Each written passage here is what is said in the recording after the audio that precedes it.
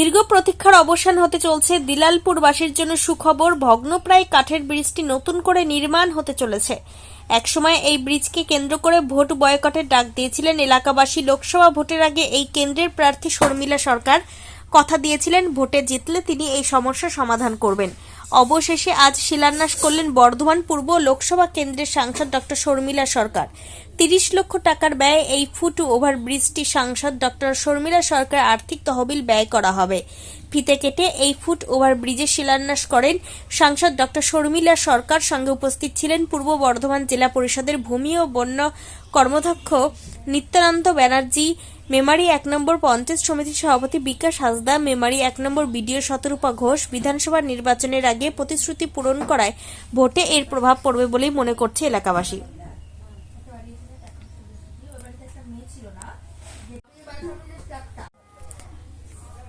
পূর্ব বর্ধমান থেকে সুমন বিশ্বাসের report, crime press Bengal news.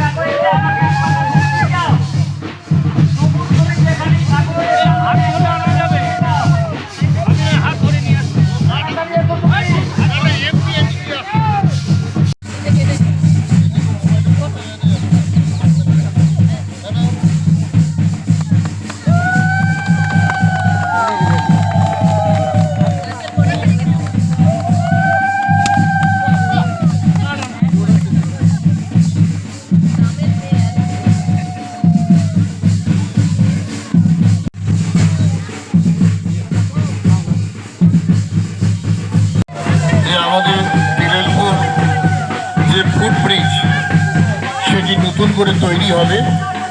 আমাদের মাননীয় এমপি ডক্টর শর্মিলা সরকার তিনি তার দিলালপুর ব্রিজ এটা অনেক দিন ধরে মানুষের চাহিদা ছিল। আমার ভোটের সময় আমি শুনেছি এখানকার মানুষজন ভোট দিতে আসেন, ভোট বয়কট করেছিলেন কারণ এই ব্রিজটা দিয়ে সত্যিই যাতায়াতের খুবই অসুবিধা। সেই জন্য আমি ভোটে জেতার পরই এখানে পরিদর্শনে এসেছিলাম এবং এসে দেখলাম খুবই বাজে অবস্থায় রয়েছে।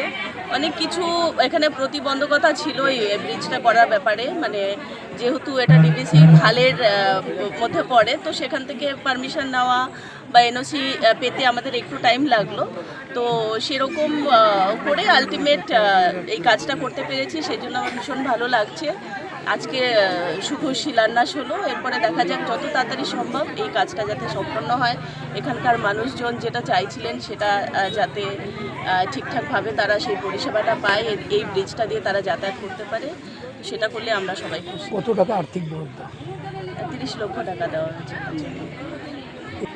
এলাকাবাসীকে এটুকুই বলবো যে আপনাদের ভোটাধিকার অনেক কষ্ট করে আমরা আদায় করে দিচ্ছি, মানে এসআইআরে অনেকের নাম চলে যাচ্ছে, সে জায়গায় আমাদের তৃণমূল কংগ্রেসের প্রত্যেকটা কর্মী একদম ওপর লেভেল থেকে আমাদের দিদি, আমাদের মাননীয় মুখ্যমন্ত্রী এবং সাংসদ অভিষেক বন্দ্যোপাধ্যায় তারা যেভাবে দিনের পর দিন মানুষের ভোটাধিকারের জন্য লড়াই করছেন এবং তার সঙ্গে আমরা প্রত্যেকেই আছি, প্রত্যেকেই সহযোগিতা করছি।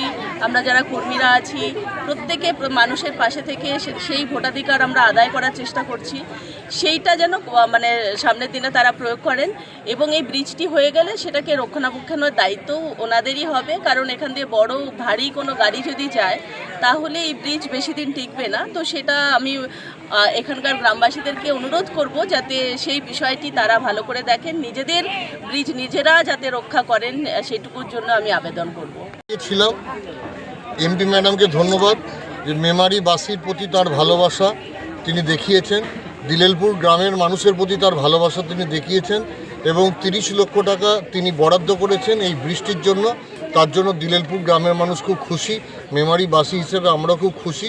মেমারির কাজ করতে পারলে আমাদের আনন্দ হয়, আর তাতে এমপি ম্যাডাম যখন সহযোগিতা করেছেন তাকে আমাদের পক্ষ থেকে আকণ্ঠ ভালোবাসা, আমাদের পক্ষ থেকে আকণ্ঠ শুভেচ্ছা। সামনে বিধানসভা ভোট রয়েছে, গ্রামবাসীর সঙ্গে কথা বলে কি জানতে পারছেন? গ্রামবাসী খুব পজিটিভ, এখন গ্রামবাসী জানে তাদের সন্ধ্যার পরে রাস্তার দরকার ছিল, ঢালাই রাস্তা আমরা করে দিয়েছি।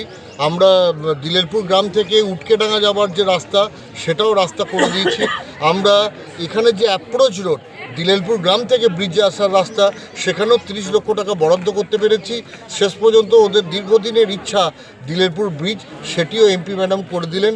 নিশ্চিতভাবে দিলেলপুর গ্রামের মানুষ মমতা বন্দ্যোপাধ্যায়ের পাশে থাকবেন। এই রাস্তাটা কোন জায়গা থেকে কোন পর্যন্ত হচ্ছে? এই রাস্তাটি দিলেলপুর ব্রিজ থেকে দিলেলপুর গ্রাম পর্যন্ত, অর্থাৎ আমাদের পাকা রাস্তা যতটা হয়ে আছে তারপর থেকে একদম অ্যাপ্রোচ রোড টু ব্রিজ।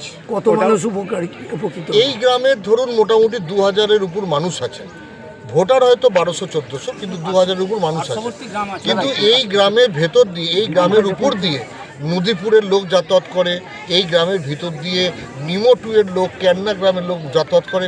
আমার মনে হয় 1000-500 মানুষ উপকৃত হয়। এই যে রাস্তাটার কথা বললেন, সেটাও কি সাংসদ তহবিল থেকে? সাংসদ তহবিল, রাজ্যসভার সাংসদ তহবিল। বৃষ্টি ক লেনের হচ্ছে? বৃষ্টি একটি লেনেরই হবে, কিন্তু 4 চাকা যাতে যেতে পারে সেই ব্যবস্থা হবে। কারণ আপনারা বুঝতেই পারছেন যে এটা কংক্রিটের ব্রিজ আমরা চেষ্টা করেও করতে পারিনি। এটা আমাদের টোটালি আয়রন শেডের উপর ফুট ব্রিজ হিসাবে চিহ্নিত হবে। পাণ্ডু